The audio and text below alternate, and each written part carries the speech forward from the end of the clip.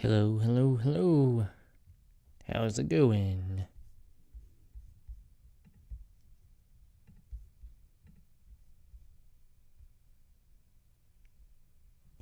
I guess I am live. I just checked and suppose I am live.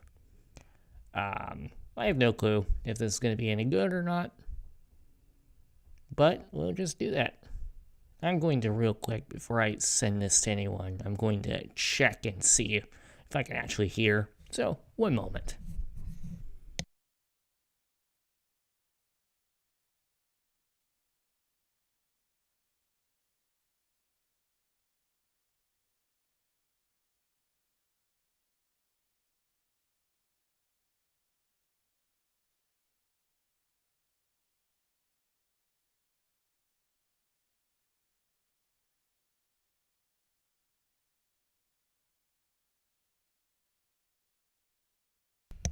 And we're back. It seems like everything's working.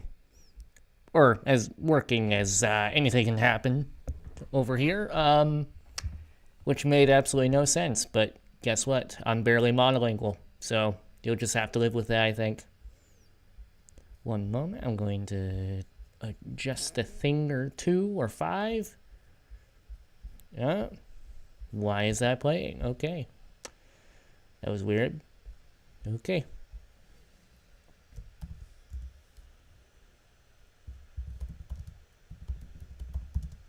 And I'm going to send this to a random person so they can listen to this. And then, yeah. I don't know if this is going to be good or not, but yep, I'm just going to talk. So, what are we going to talk about tonight? The choices are almost literally endless. Well, I suppose I can just talk about what I've been reading lately. And that would be a whole lot of stuff on Ukraine. That's a topic that, if anyone knows me, has been kind of near and dear to my heart for, I don't know, literally a year now since the invasion began. And, yeah, it's just, in a lot of ways, it is an absolutely fascinating topic to me. For the fact that this is a war that, if you follow like the Francis Fukuyama end of history school of thought, that should have never happened, right?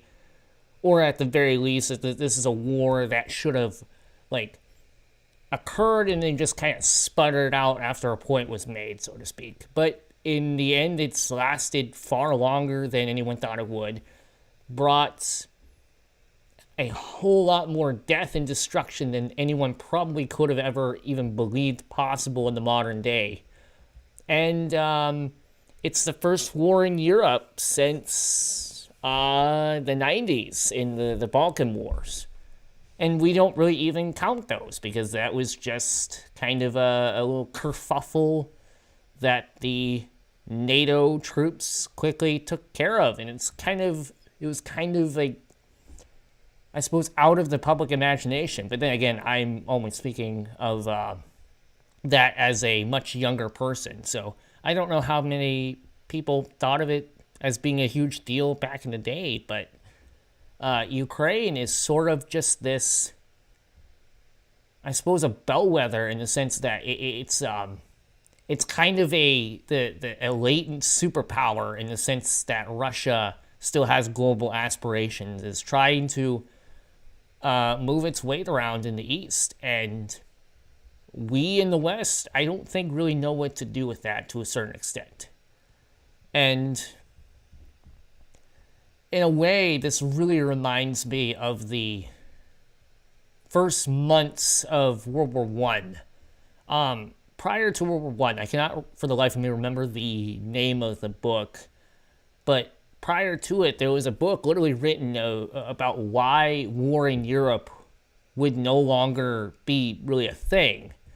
And the point was made in the book that, look, all of Europe is so interconnected and interdependent, really, that any war that broke out would quickly sputter out because the credit and the economy and et cetera, would all just collapse around it. And the author was dead wrong, because just, I think, literally a year later, the Great War broke out, and that lasted nearly 5 years, or 4 or 5 years, right?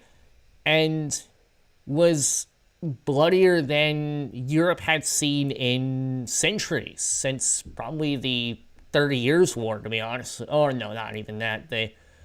Probably the Napoleonic Wars collectively, right? And I think the same thing has occurred in Ukraine, in the sense that we don't really know what to do with a violent, aggressive Russia. And I think, fortunately, we responded quickly with arms and weapons and training, etc., etc. But I think there's still kind of a level of disbelief, in the sense that Russia has completely wrecked her own economy and just become a pariah state in a very real sense over Ukraine, something that no one's thought about in decades. But at the same time, this is also revealing interesting fissures within the not only the global community, if that's even a thing, but also within NATO itself. So globally, you have countries like China, who have basically stood by Russia to one extent or another, not nearly as much as the Russians would like, but also countries like South Africa, which in December, as reports indicate, it seems that they sent a boatload of ammunition and weapons to Russia. And then even Brazil, which has, the recently elected President Lula, who is a socialist and was previously in office, when he replaced Bolsonaro, many in Washington were very happy for the fact that they thought they would have a left-wing ally who would be anti-populist down in South America. But no, it turns out he's very, very friendly to China, Iran, and Russia, and has come out to borderline in support of Russia's war in Ukraine. And so this is a very interesting kind of unraveling of the post-Cold War world order, in a sense. And I don't mean that in like a conspiratorial sense, but it's just like, this is the way the world's worked for 20, 30 years now. And I think it's now starting to slowly but surely unravel, as countries the world over are starting to align themselves either with or against the West. And this isn't to say that these countries are necessarily in support of Russia per se, right? It's entirely possible that they sit there and think to themselves that the Ukraine war is pointless, or that it's horrific, etc., etc.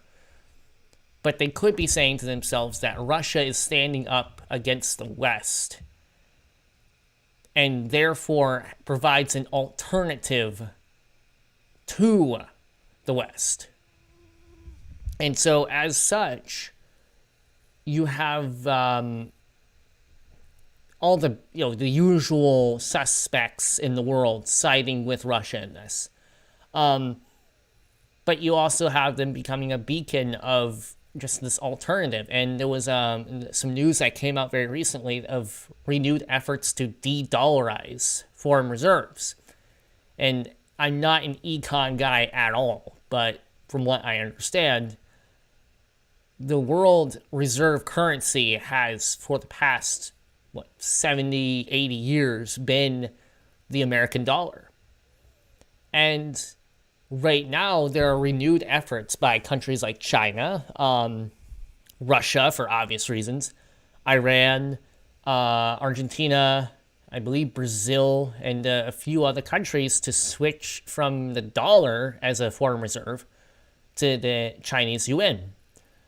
And I don't know if this will pan out. I suspect it won't, because despite warning signs in the American economy writ large is still the largest and most powerful in the world. And so that can't be, taken away lightly.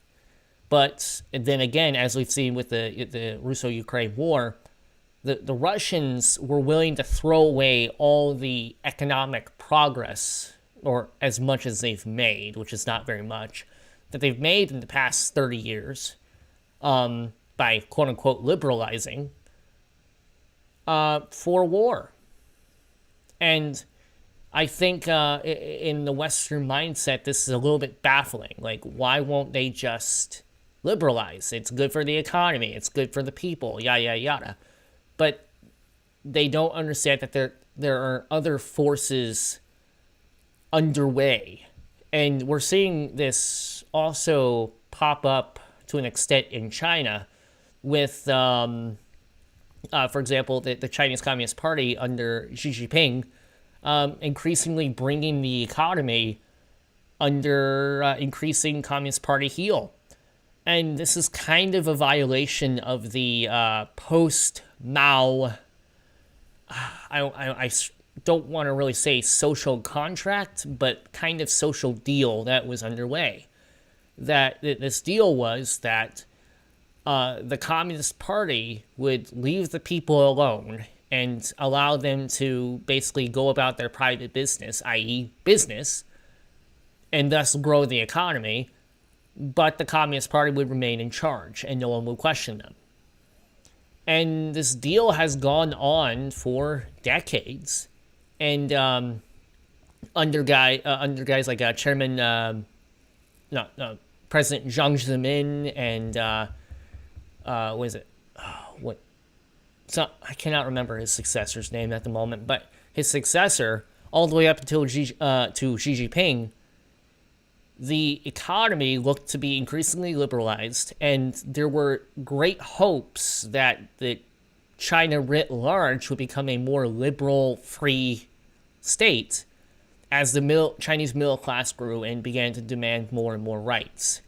But this has been slowly but surely reversing, in the sense that Xi Jinping recognizes that the freedom, the economic freedom of the Chinese means that they might want actual freedom to go with that.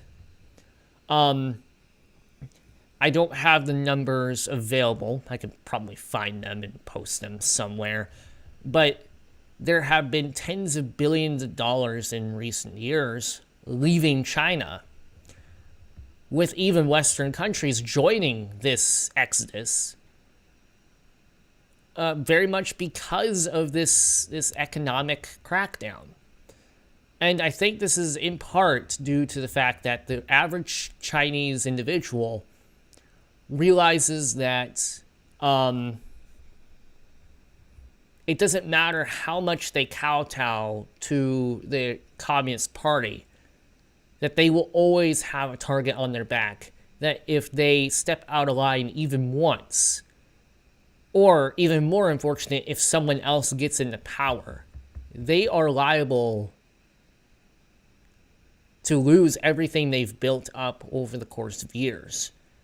And I think that is why you're seeing a mass exodus in a very real way of Chinese wealth. And so, who knows what we will see from them. Wow, that was a good old rant, wasn't it? What else should we talk about tonight? I should really have made notes of what we should talk about, but I'm flying by the seat of my pants tonight. Oh, yeah. So apparently Ron DeSantis is announcing or has announced his run for the U.S. For the Republican nomination for the presidency. This will be very, very interesting, I think. So my gut instinct says that Trump will likely win the primary.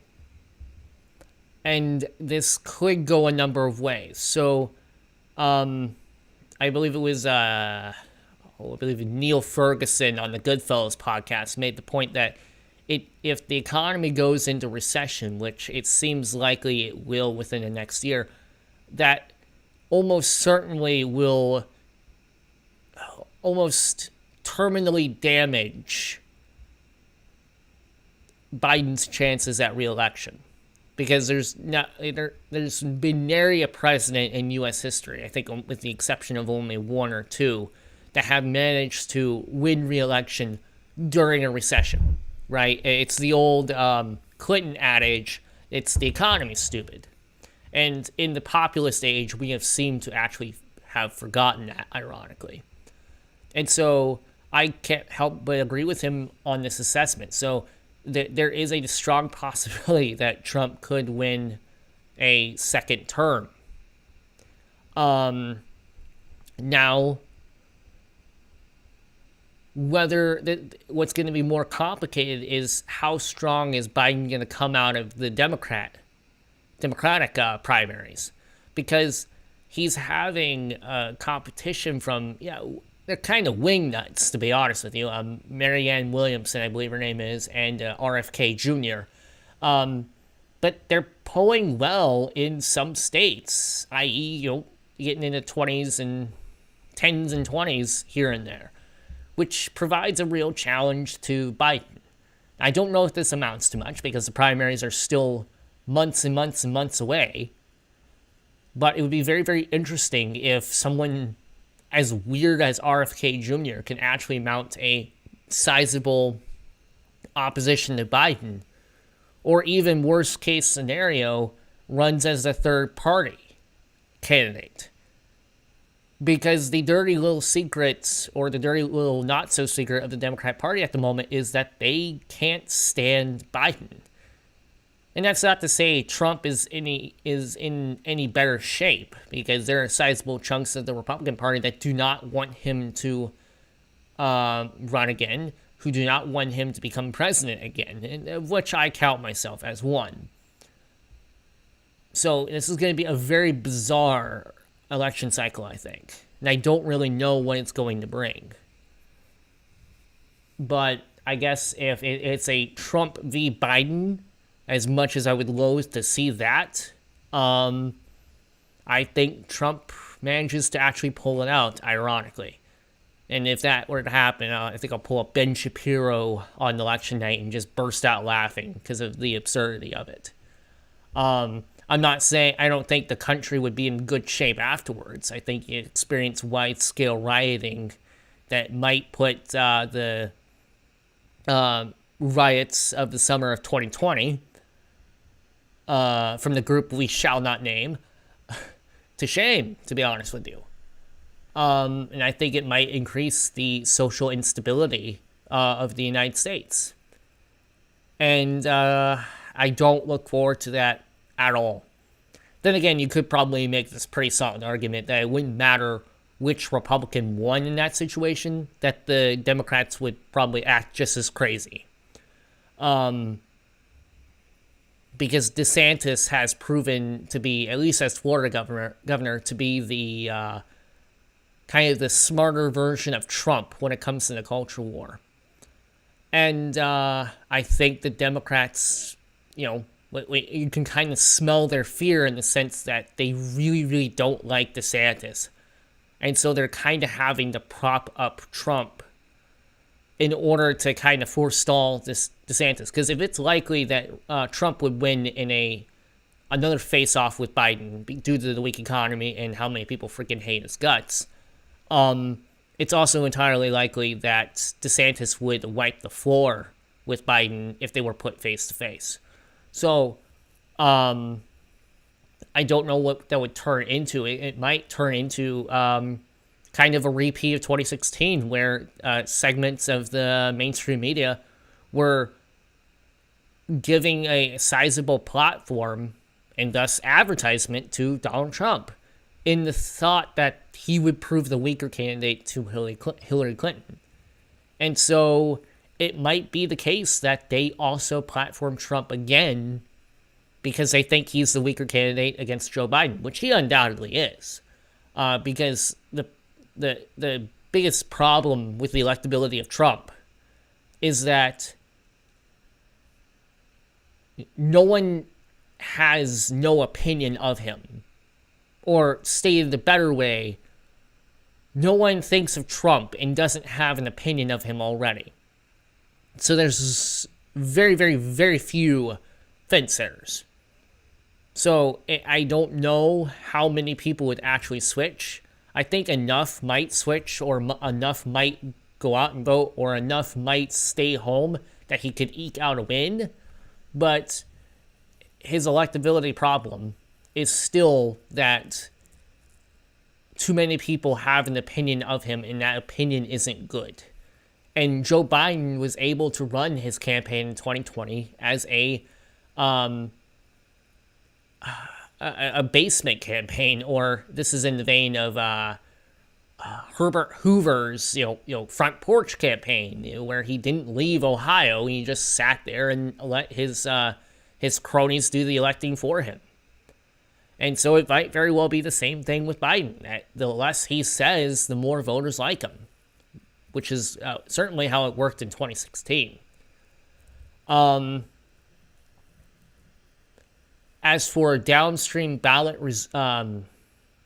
results, if Trump were to become the nominee, I think they'd be rather disastrous, to be honest with you, for the Republicans.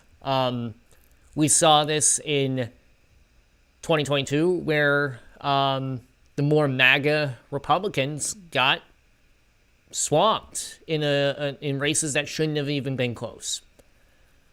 Then again, the 2022 midterm is a completely different conversation, in the sense that it's hard to see what really happened there, because there's countervailing arguments and accusations from both sides over what happened. So, for example, the more liberal side of the Republican Party argues that it was the pro-life stuff and the MAGA stuff that brought out not only Democrat voters, but made people stay home.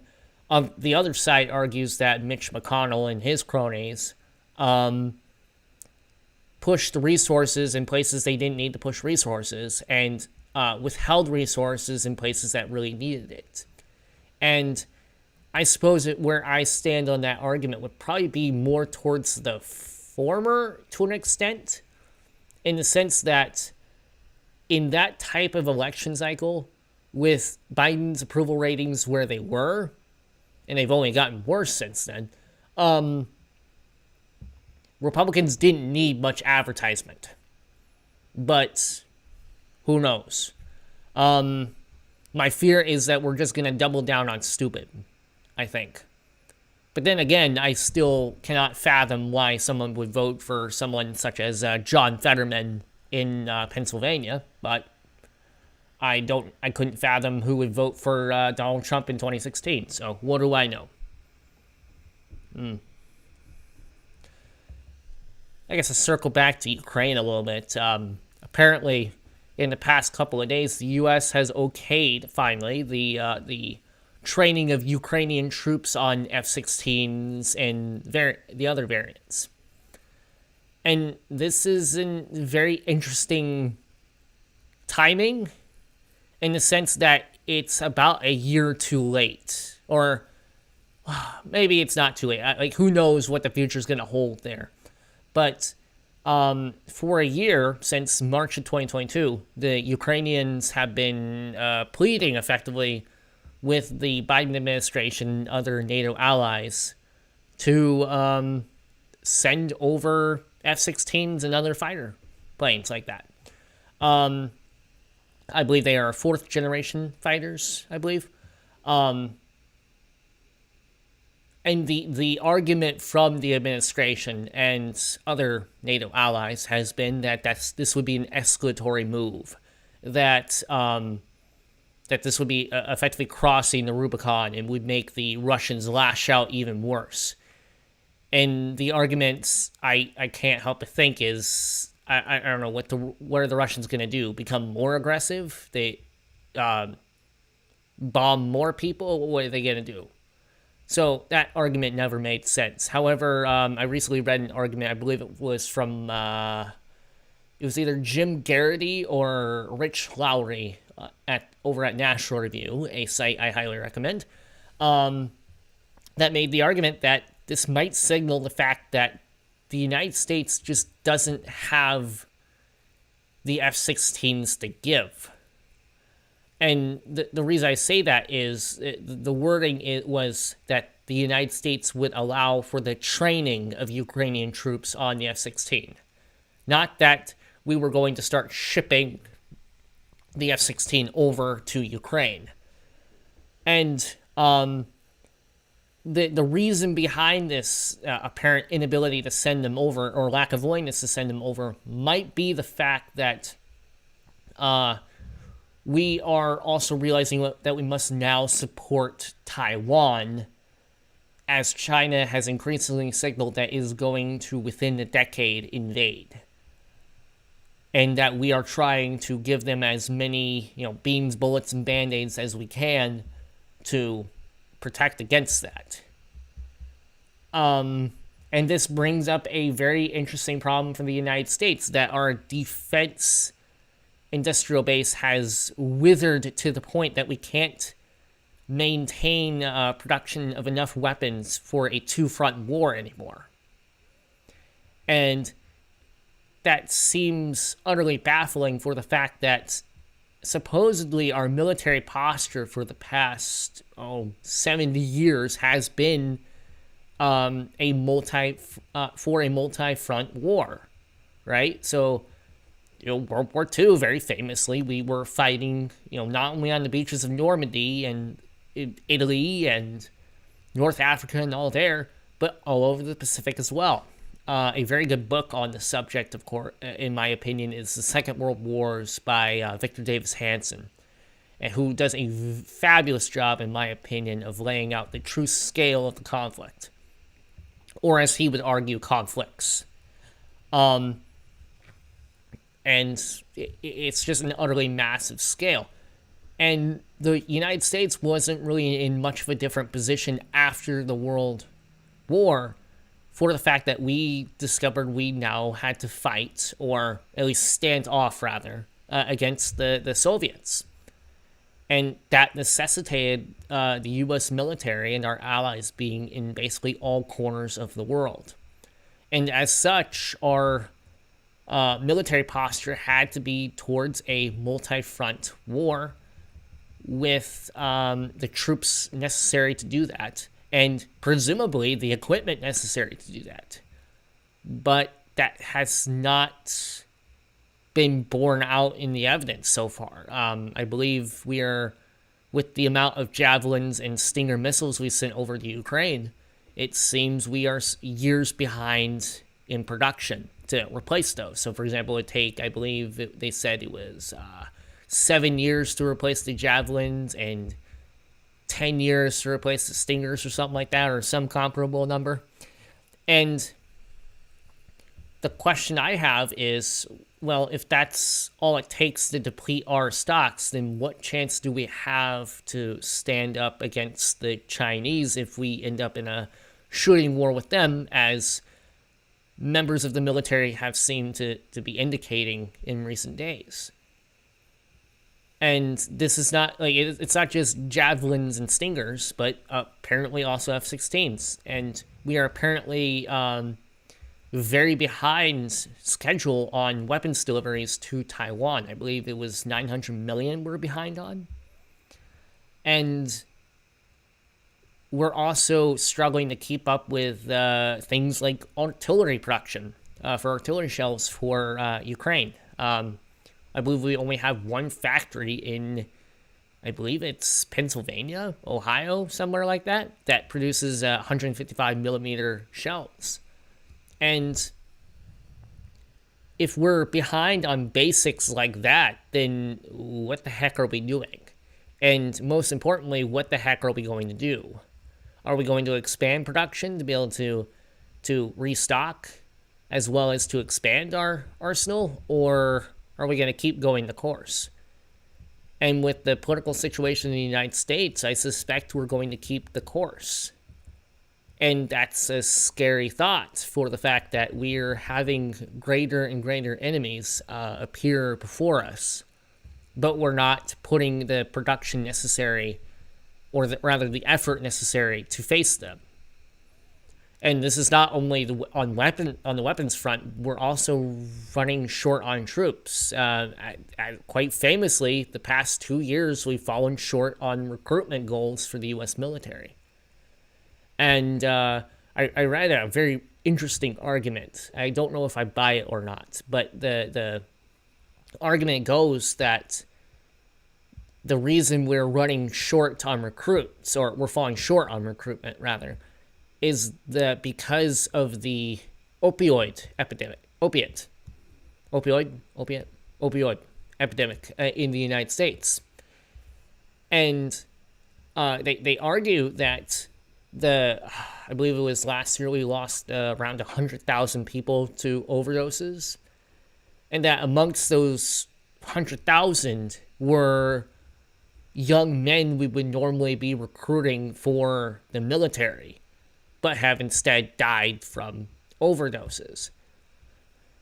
Now, it's an interesting argument, and maybe it's part of the reason why, but the reason why I suspect it's not entirely true is for the fact that the United States military, as far as I know, is pretty rigorous about screening people for addiction and other problems, which I believe is probably why we're falling short in recruitment. That, as I believe it was H.R. McMaster and several other high-ranking military guys, retired and current, that something like 75% of the military age population are not eligible to serve.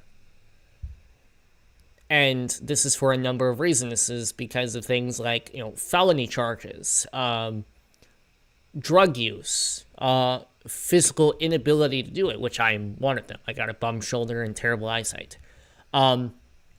So that creates an interesting problem for the United States of how do we make sure we have the troop numbers necessary to face a potential multi-front war when we can't even just get the amount of troops necessary. And this is where the argument for conscription might come in. Conscription is it's an interesting model. So, as Thomas Sowell very sagely says repeatedly, is that there are no solutions, only trade-offs. And the benefits, the pros of a conscription model are that you never have to worry about recruiting, right? Because you have if, let's say, every year the cohort is roughly 100,000 men fit for service, that you get those 100,000 men, right? And you don't have to worry about recruiting or recruiting bonuses or trying to find people or convince people. Is like, look, you either go into the military or you go to prison. Take your pick, right? So that's one benefit. The other benefit is that you have a very large reserve. This is what Russia has been relying on as the war has gone on in Ukraine, is that they have millions of potential reservists to call up to arms, and that they have called up to arms in a partial mobilization. So that's another benefit, that you have a very large pool of the population that are trained and ready for any potential war. Now, a tertiary or a downstream effect of this is that in many countries, the service in the military is normalized. So, for example, in places like Finland, to a certain extent Russia, China, and I believe Austria and Switzerland, military service is just a part of life as a young man. In places like Israel, for example, you have both sexes that go in. And so this is just normalized, and people are just expected to go in, and it becomes part of the national culture. And in places like Finland, it becomes a very important part of culture because, well, guess who your neighbor is? Russia. And so they being a small country, are like, look, we need to have a very strong, constantly ready military. And so it becomes part of the national culture in that way, and therefore it kind of binds the population to the military in a very real way. This is opposed to the United States in that we have increasingly a warrior class in the military. I believe the statistic is that about 80% of individuals who go into the military have a close relative who was or is in the military. And that increasingly starts to look like a warrior class that we're developing in the United States. And this has the problem of it disconnects the military from the rest of the country, right? I think it's something like 3% of the country is connected to the military or something like that. And maybe it's larger. I can't remember where I saw that statistic. But needless to say,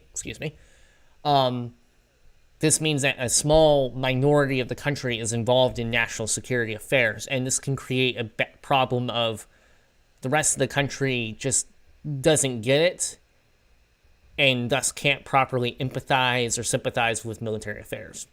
And this also creates the problem of certain regions of countries are more adversely affected in war and military service than others. So, for example, in the United States, of the 10 states that send the most troops into the military, 7 of them are in the South.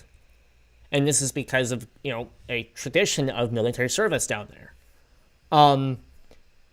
Ironically, it's a similar situation in Mexico, wherein most of the troops that are in the federal military there come from the southern part of the country, which is the more rural, agrarian, poor area of the country. In Israel, those who are conscripted are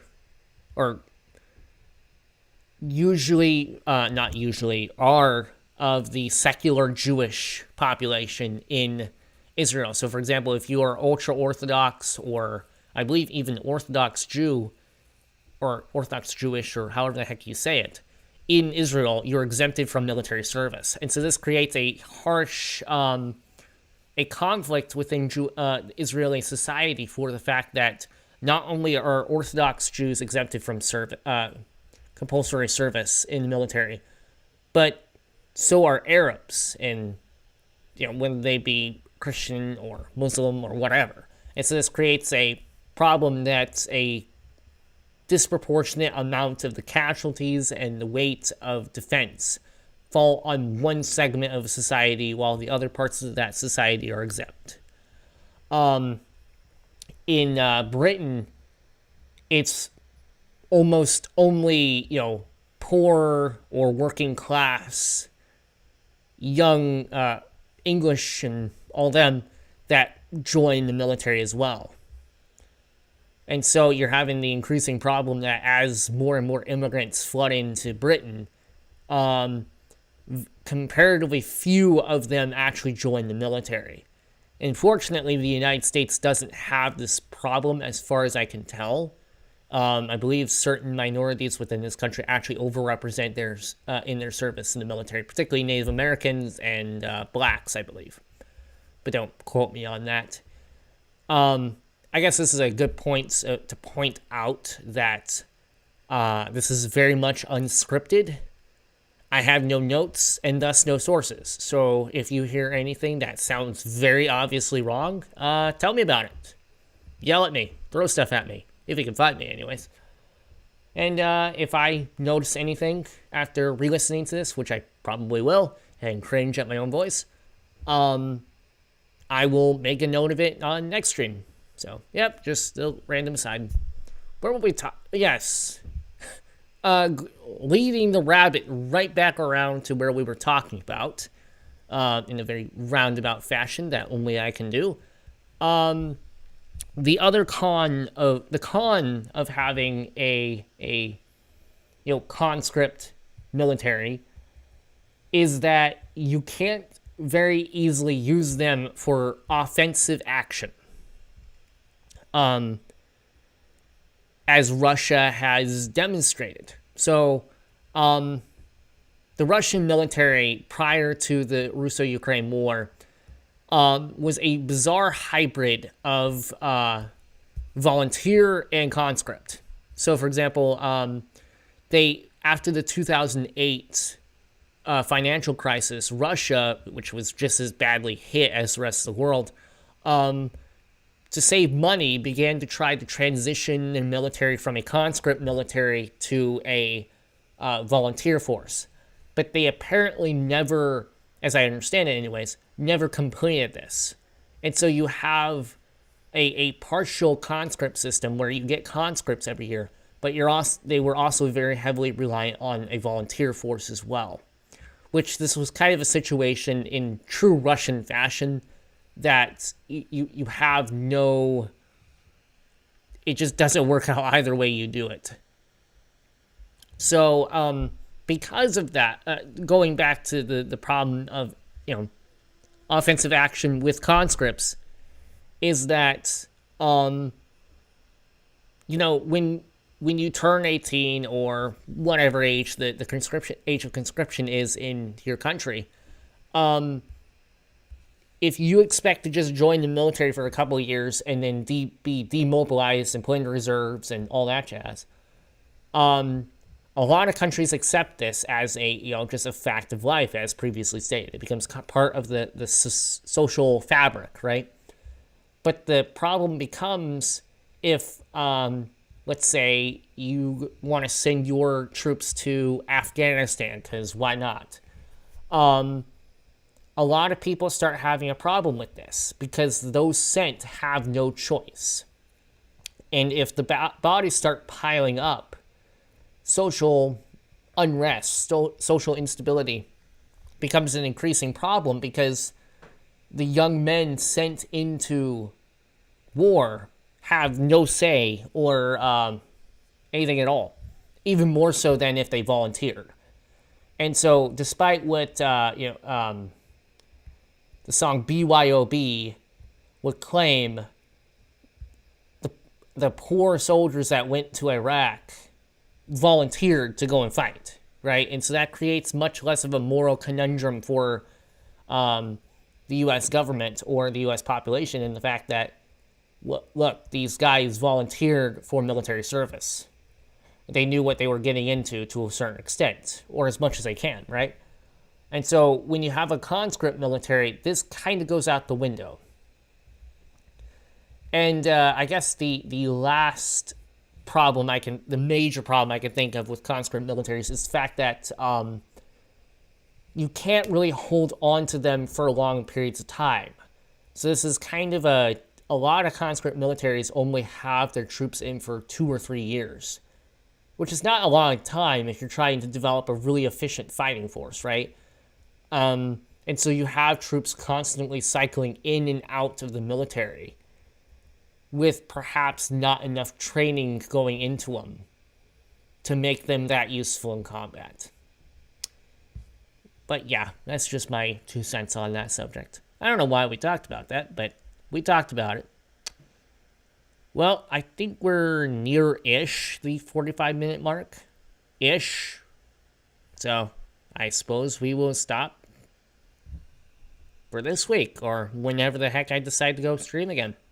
So, thank you for anyone listening, and have a spectacular evening.